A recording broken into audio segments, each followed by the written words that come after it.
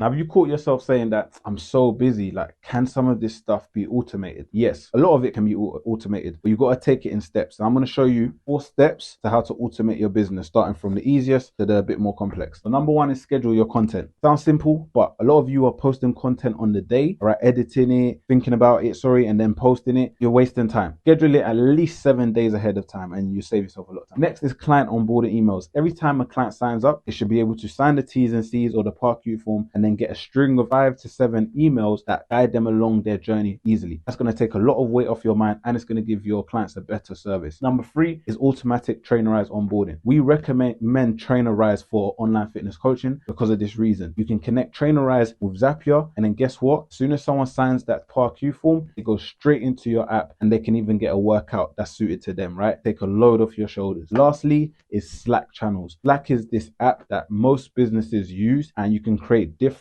chats, let's say within this app, that actually you can connect to things like when people make a payment, when someone signs their check-in form, when somebody new client signs up, or when whatever. You can connect so many things through Zapier to it so you can manage your business in one place. All right, listen, if you want to know more about what automations you should be having in your business right now, then go to the link in my bio and take our online fitness coach success test. It's going to tell you exactly where your business is lacking and what you need to do next.